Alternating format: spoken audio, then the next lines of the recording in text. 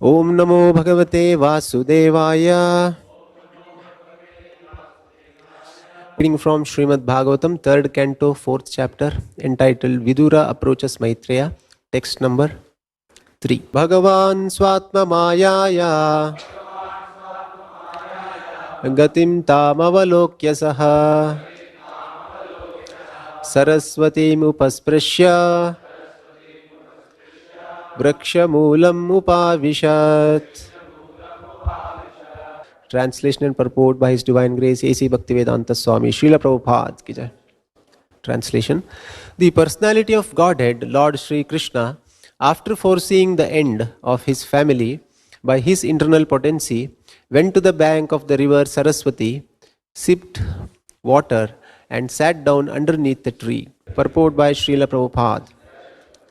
All the above-mentioned activities of the Yadus and Bhojas were executed by the internal potency of the Lord because he wanted them to be dispatched to their respective abodes after he had finished his mission of descent.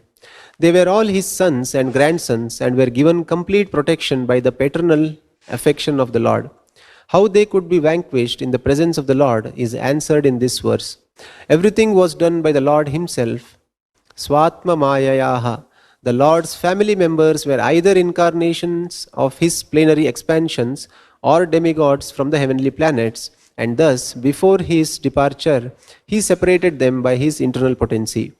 Before being dispatched to their respective abodes, they were sent to the holy place of Prabhasa, where they performed pious activities and took food and drink to their heart's content. It was then arranged for them to be sent back to their abodes so that others could see that the powerful Yadu dynasty was no longer in the world. In the previous verse, the word Anujñata, indicating that the whole sequence of events was arranged by the Lord, is significant. These particular pastimes of the Lord are not a manifestation of his external energy or material nature. Such an exhibition of his internal potency is eternal, and therefore one should not conclude that the Yadus and Bhojas died in a drunken state in an ordinary fratricidal war. Sri Jiva Goswami comments on these incidents as magical performances. Thus ends the Bhaktivedanta purport. So these are words spoken by Uddhava in this chapter. And in this verse, Uddhava is saying, Lord Krishna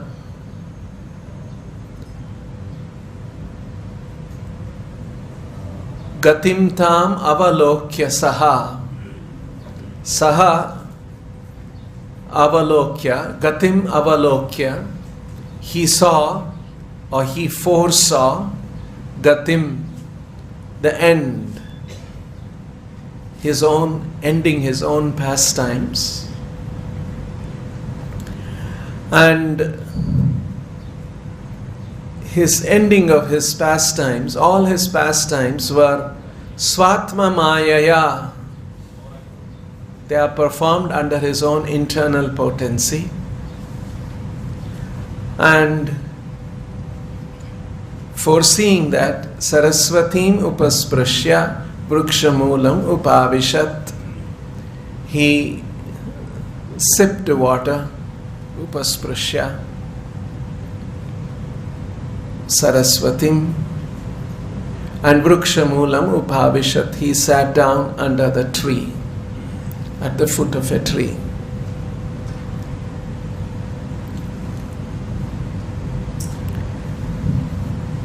And Prabhupada is referring in the purport, drawing from the previous verse and from previous chapters, which will be later on described in greater detail in the 11th canto, about the fratricidal war, the disagreement and the violence that happened between the Yadus and Bhojas, and how they were all, Krishna's sons and grandsons, were all killed.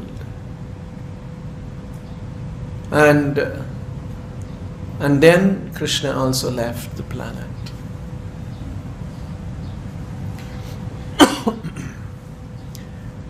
So the question may come up in somebody's mind, why is this kind of a fratricidal, and how they ate and they got drunk, and they became delirious. Last time it was described, or somewhere else it was described, how they became. Last verse, delirious. And that way, bhuktva pitva chavarunim vibhramshita gnana taya vibhramshita gnana durukthaihi marma pasprushaha. And in this way they verbally abused each other, they fought with each other and killed each other. Oh, what's happening? And they were all brothers and cousins. Very perplexing.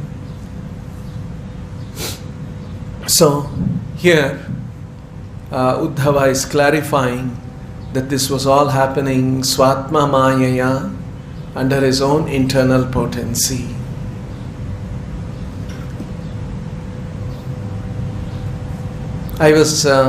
Someone was telling me that a person recently has written Ramayana or rewritten Ramayana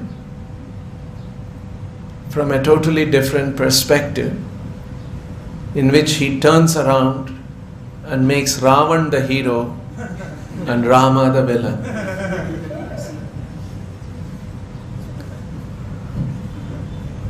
Here in Jaipur Lit Fest, the author discussed this book, and everyone said, so wonderful, such a creative thing.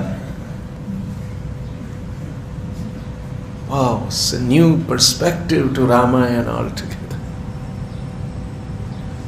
So, this is the result of a misdirected civilization.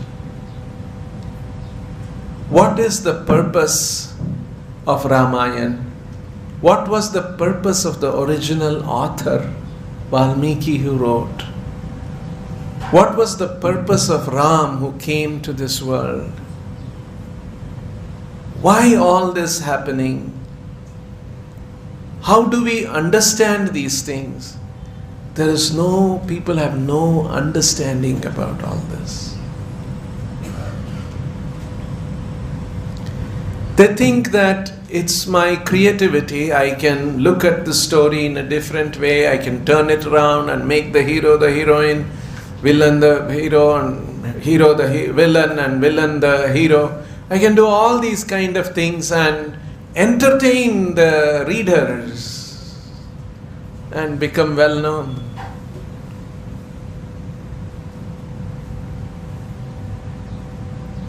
This is not the way to approach Vedic literatures and Vedic knowledge. And if we don't take the right approach for understanding Vedic literatures, we will have all kinds of wrong understanding, total misunderstanding of the subject.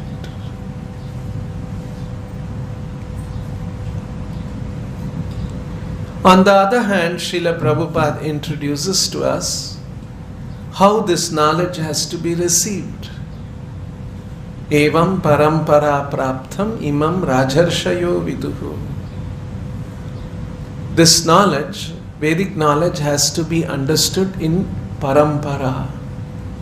Meaning, it is a knowledge, an understanding, a certain perspective that is descending in a parampara, and we hear and understand and appreciate that. It is not that we use our own creativity, our own ideas, and try to figure out some new meaning. That is not the way, because it is not a creative entertainment that is being offered. There's a serious knowledge. There is a serious wisdom that is being imparted.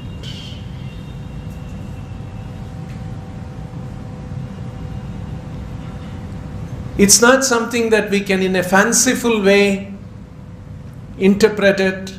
I can interpret in a fanciful way, and if you are more creative, more artistic, you can interpret in an even better way, and then a third person will come and he is even more creative and he will give another fanciful interpretation, and then all of us look at it, so how wonderful different interpretations and how creativity is being exhibited.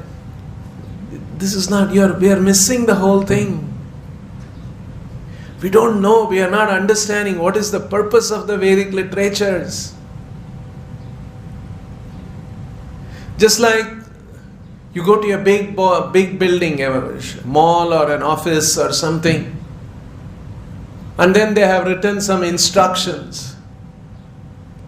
In case of fire, do this, do that, run this way, go to this exit, take the staircase, don't take the lift. And if there is too much smoke, go down and then crawl on the floor, and all those kind of things. And suddenly you are there in the building and there is fire alarm. And you are with your very good friend who is also a very creative person. And then you start looking at this board, and then he starts interpreting in a very wonderful way. You have to crawl. Crawl means this. Smoke means this. And then both of you are debating which is a better interpretation. And then he says, no, this one. He says another. And then you are fully engaged in the whole debate and the discussion of the wonderful meanings that are coming out of that message. And then the fire rescue people are trying to come and pull you out. They say, no, we are in a serious literature fest here. Don't disturb us. You see, and then it's going on and on and on. And finally the rescue people, they say, what to do with these people? Let's go and rescue someone else, and they'll go away. And then, you start, these two people start coughing, and then, finish. That instruction was there to help them, to rescue them, to take them out when they are in danger. And because they got stuck in their fanciful interpretation, they lost their own lives. The same way, the Vedic literatures have a serious purpose. When Krishna descends, he comes with a serious purpose. Just like our Prime Minister goes to some country, China or America or somewhere, he has gone with a serious purpose. Or a big leader of another country comes to our country, they come with the whole entourage and then so many things. Before they come, the Foreign Affairs Ministry has contacted each other, they are planning, they are coming with a certain purpose. That's why Krishna says in the Bhagavad Gita, Yada yada hi dharmasya glanir bhavati bharata abhyuthanam adharmasya tadatmanam srujamyaham. So when the Lord, He is saying, I appear in every millennium with a serious purpose.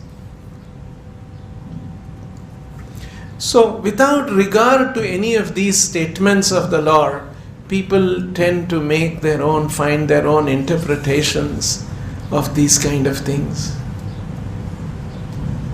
So that is not the approach of the Vedic literatures, and Srila Prabhupada points out that this is a knowledge that has to be taken with a certain amount of sobriety, gravity, and seriousness. Following in the footsteps of the acharyas, previous acharyas, who also understood this, and how they looked at this whole knowledge, And what did they do with that knowledge? And after they understood that knowledge, how did they lead their lives? See, our whole approach, the approach that Srila Prabhupada presents, is a very respectful approach to this whole body of knowledge. There is a certain amount of genuine sincerity, trying to know what is the meaning, what is the purport of these Vedic literatures. Not some kind of a fanciful flamboyance that I am so good, I can interpret this in such a fanciful way and entertain all of you, and then I will get some accolades from all of you. I am myself ignorant, and I am explaining all this in front of a bunch of ignorant people, and they are also giving accolades. What is the meaning of these accolades?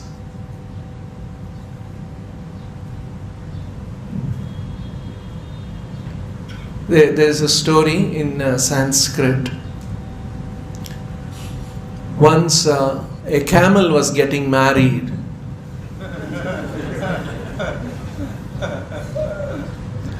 And the camel, for his marriage, he wanted a good orchestra. And so he invited a donkey for the orchestra.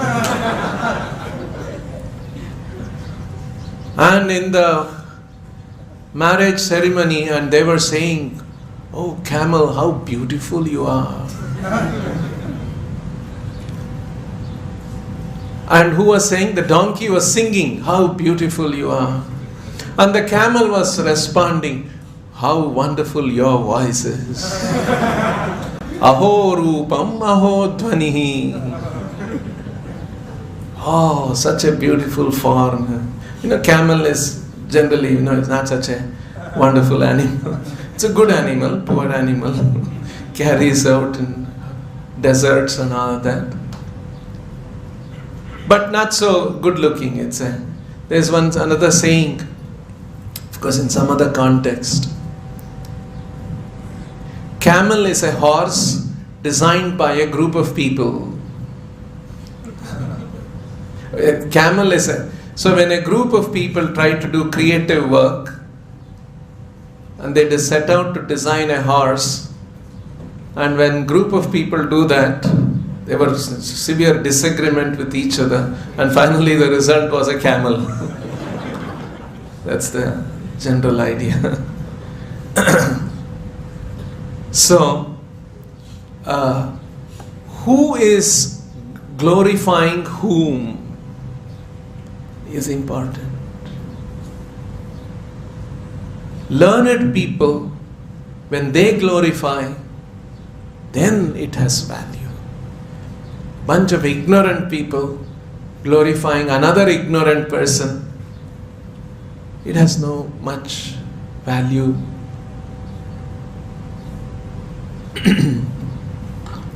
So, an important point that Krishna brings out in the 4th chapter of the Gita.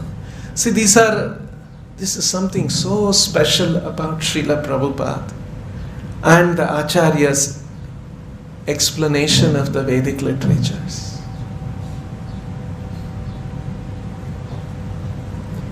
There are very few people who have actually pointed these things out,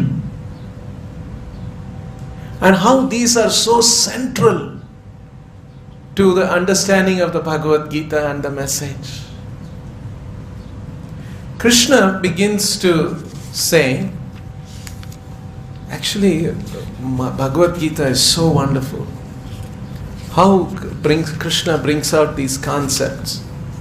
So we know in the 4th chapter, Krishna begins to say, Imam vivasvate yogam proktavan aham avyayan vivasvan manave praha manurikshvakave pravit. Very simple. Krishna is saying, Arjuna, whatever I am describing to you, long ago I described this knowledge to Vivasvan, sun god. Vivaswan then explained this to Manu. Manu later on explained this to Ikshvaku. In this way, evam parampara praptham imam rajarshayo viduhu. In this way, this knowledge is descending. Sakala neha mahata yogo nashta parantapa. In due course of time, this flow of knowledge got interrupted. It was lost. And hence, sayevayam maya tedhya yoga prokta puratanaha. Puratanaha yogaha adya proktaha. That same ancient knowledge, today I am explaining to you. This is the statement that Krishna has made. Arjuna immediately asks the question. Sayevayam maya tedya yoga prokta puratana bhaktosi me sakha cheti rahasyam hetaduttamam. Arjuna uvacha. After Krishna saying this, I spoke to Vivaswan to Manu, Manu to Ikshvaku. In this way, this knowledge is received. But in due course of time, it was lost. And hence, that same ancient knowledge I am speaking to you today, Arjuna. After hearing this, Arjuna asked the question, Aparam bhavato janma param janma vivasvataha katham etad vijaniyam tvamadau proktavaniti.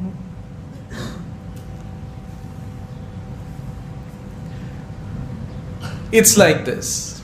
Suppose I tell you,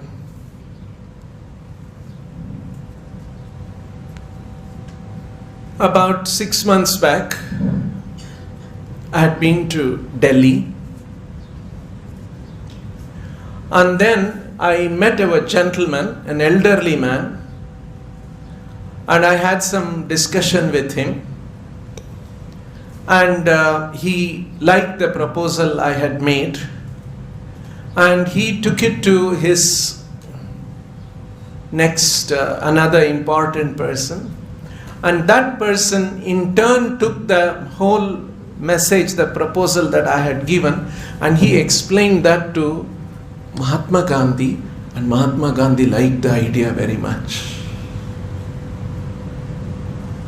If I tell you this, then you'll all think, what is this?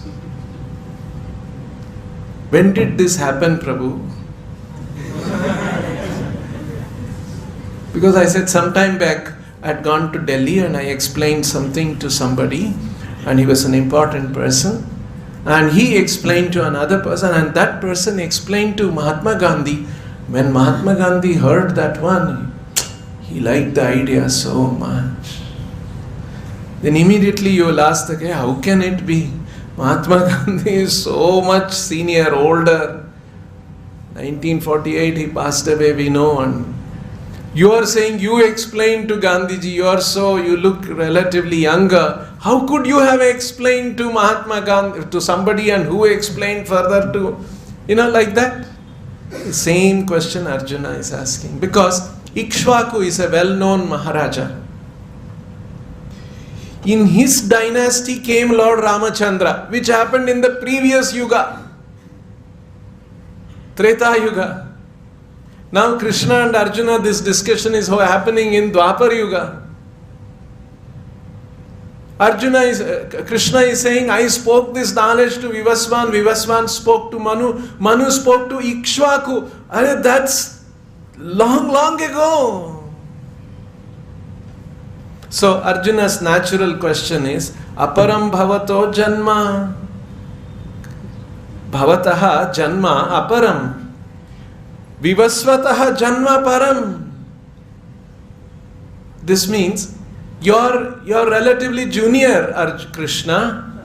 Vivasvan's, you're much, much more senior to you. Right? It's like saying, hey, Prabhu, you're so junior. Gandhiji is so much more senior to you. How can I understand you spoke something which was later on passed on to Gandhi and he liked it? How can I understand him? Katham etat vijaniyam tvam adau proktavaniti. How can I understand? Katham etat vijaniyam tvam adau proktavan. How in the beginning you spoke this to Vivaswan and he understood Manu and then Manu spoke. How can this be possible? So immediately Arjuna, for that Krishna explains, Sri Bhagavan Uvacha, Bahuni mi vetithani janmani tavacharjuna tanyaham veda sarvani natvam vetha parantapa. Many births I have taken, many births you have also taken. Bahuni me vyatitani janmani tavacharjuna, and you have also taken birth. Tanyaham veda sarvani, I remember all of them, which birth, what I did, all that I remember. Aham veda sarvani, I understand everything. Natvam vetha parantapa, tvam na vetha. But Arjuna, you don't understand. Why Krishna is saying this is, Krishna is making a distinction of who he is and what the living entity is. He is the Lord who remembers all these things, whereas the living entities forget. And in the next verse, he explains a word which is used in today's, no problem, in today's verse. In the next verse, Krishna is saying, Ajopi san avyayatma bhutanam ishvaropi san prakritim swamadhishtaya sambhavamya atma mayaya. Swatma mayaya. In today's verse we read, Bhagavan swatma mayaya gatim tam avalokya saha. So Krishna is saying, Ajaha avyayatma bhutanam ishvaraha. This is my position. Because Arjuna asks, how can you remember, how could you have spoken to Vivaswan and all of that? Krishna is saying, Aja, I am unborn, avyayatma, and my personality, Atma, my personality is avyaya, not a deteriorating personality or a deteriorating form. Like all our bodies continuously are deteriorating. Today we are one day older than we were yesterday. Tomorrow we will be another day older than we are today, and we have no control on stopping this. Our bodies are aging and aging and aging, and we are heading towards becoming an old person. So Krishna's body is na avyayatma. Ajopi san avyayatma bhutanam ishvaropi san. Bhutanam, of all living entities, of all existence, I am the Lord, I am the controller. Bhutanam ishvaropi san. Prakritim swam, this is my own nature. My nature is that I am unborn, not deteriorating. My form never deteriorates. My personality never deteriorates. And I am the controller of everything. This is my nature. Situated in my nature, Prakritim Swam Adhishtaya, Swam Prakritim Adhishtaya. Situated in my own nature, Sambhavami, I appear in this world, Atma Mayaya, by my internal energy. So very clearly Krishna is making a distinction about who he is and who Arjuna is, who the Lord is and who the Lord, all of us, the living entities are. So importantly, Krishna is saying, I appear in this world, Sambhavami, Atma Mayaya, Prakritim Swam Adhishtaya, situated in my own potency, I appear. And a few verses after this, Krishna says, Janma Karma Chame Divyam. My birth, my activities are all divya. So much so, Janma Karma Chame Divyam, Evam Yo Veti Tattvataha. Anyone who understands this Tattvataha, who can understand this, the truth about my appearance, my activities, Tyaktva Deham, punarjanma naiti mameti saha Arjuna.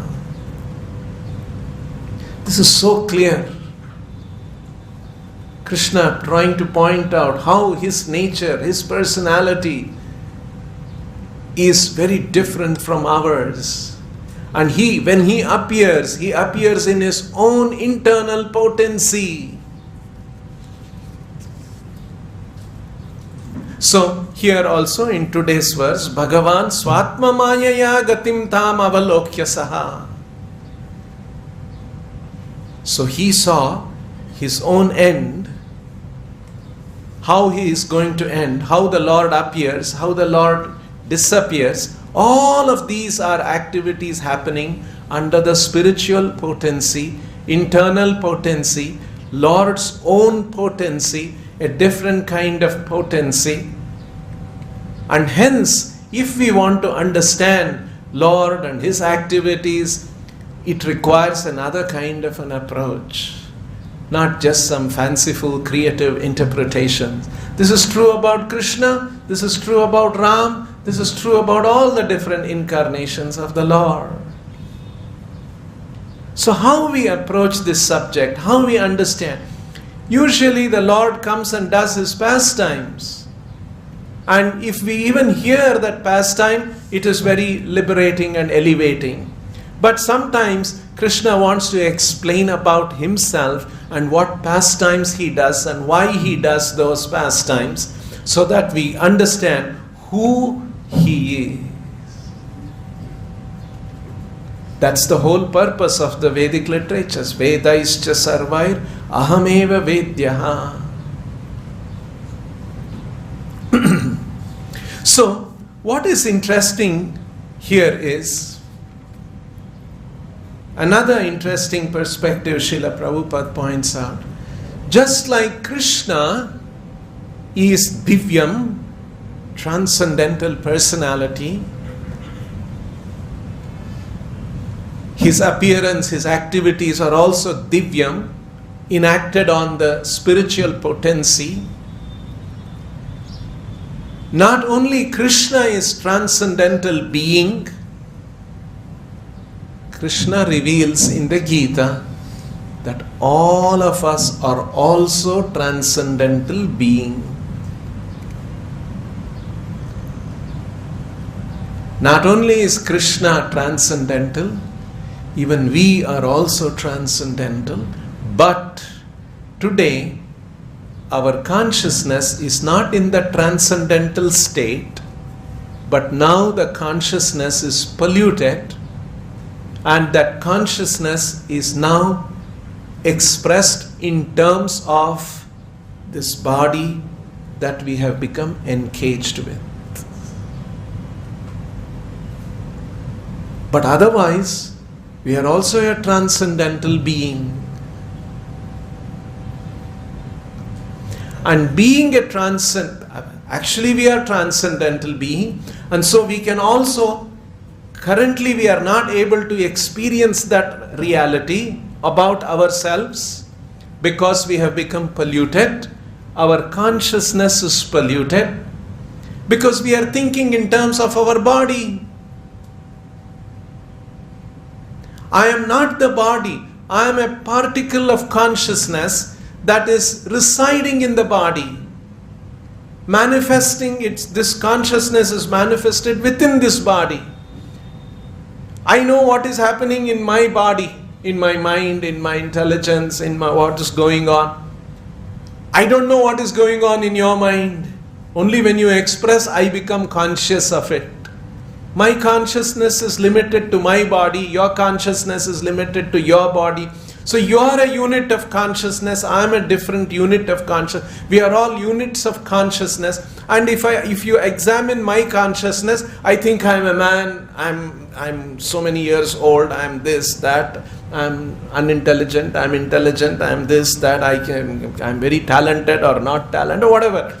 That's how we all think about ourselves. Each one of us think like that in terms of our body, but that actually that body and the consciousness connected with the body is not the true consciousness. It is a conditioned consciousness. Truth is that we are transcendental. Just like Krishna is transcendental, we are also transcendental.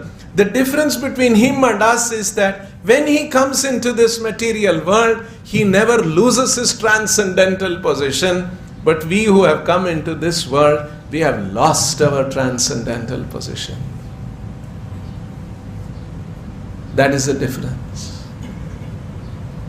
And now we can revive our transcendental position, and only after we have revived our transcendental position, we can relate with the Lord in devotion.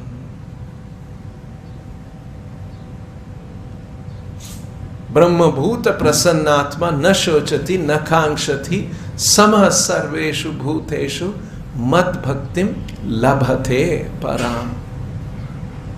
In that state of consciousness, when our consciousness is elevated from the mundane consciousness, thinking I am a man, I am a woman, I am Indian, I am American, I am old, I am young, transcending that, when we come to the consciousness that I am a pure spiritual being, on that consciousness we can begin devotional service. Love of Krishna begins on that platform. So, as Krishna is transcendental, we are also transcendental, and we are meant for engaging in activities for His pleasure. His position is transcendental. His activities are transcendental. His pleasure is transcendental. And if we have to participate and give pleasure to Him, we also have to be transcendental. And on the transcendental platform, bhakti, which is itself transcendental service happens, and that is what we should aim for.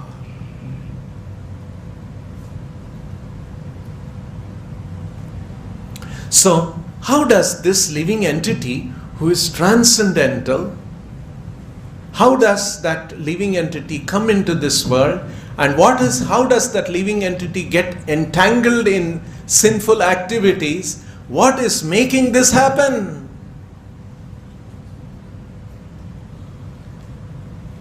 Why is such a degradation of the living entity who is supposed to be transcendental? How did that living entity degrade himself to an existence where he is acting in sinful ways contrary to the pleasures of the Lord? How did this happen?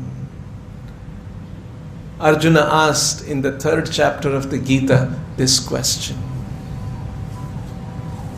9:30, I must. All of you. No engagement. So, let's see how Krishna answers this question. Arjuna uvacha athakhena prayuktoyam papam charati purushaha anichannapi varshneya baladiva niyojitaha. How does the living entity come to this kind of an activity, performing sinful activities, which is not natural? What is impelling the living entity to act in a sinful way? Athakhena prayuktoyam. What is impelling the living entity? Papam charati purushaha. Purushaha papam charati. Kena prayukto. What is impelling him to do papam? Anichannapi varshneya. Sometimes it appears like the living entity does not want to do sinful act, but he is baladiva niyojitaha. Sometimes he is forcefully engaged. Why is he performing such sinful activities? For which Krishna explains, Shri Bhagavan uvacha kama yesha krodha yesha rajoguna samudbhavaha mahashano mahapapma vidyena miha vairinam. Yes, what impels the living entity to act is kama. The lust, it is the lust which is forcing the living entity. And in this purport, very nicely Prabhupada explains certain things. In the purport to this verse, in the 3rd chapter, 37th verse. Usually we hear the statement, we are all part and parcel of Krishna. Prabhupada makes a different statement here. We are all part and parcel of Krishna's plan of enjoyment. Krishna is the Purusha, Adi Purusha, and he has a plan of enjoyment, and we are part and parcel of that plan of Krishna for his enjoyment. In the Upanishads, it is said, Eko Bahushyamaha. There was one Lord,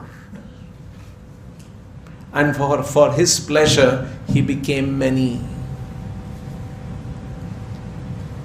You see, if we understand one of the important teachings of the Bhagavatam, of the Vedic literature, is that the absolute truth is a person.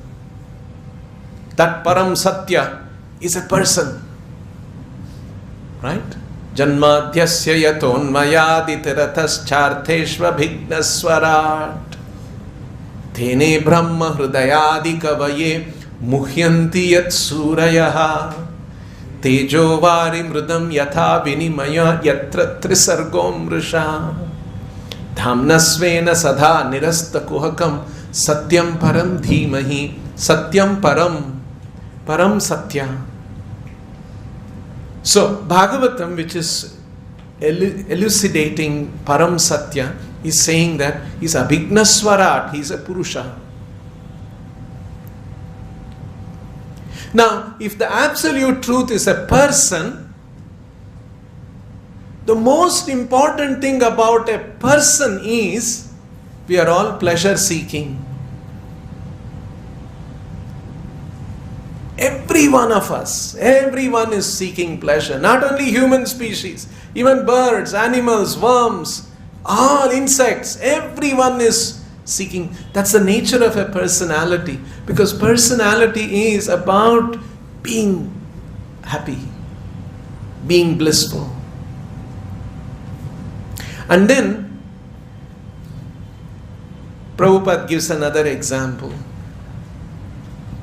If you lock up a person in a room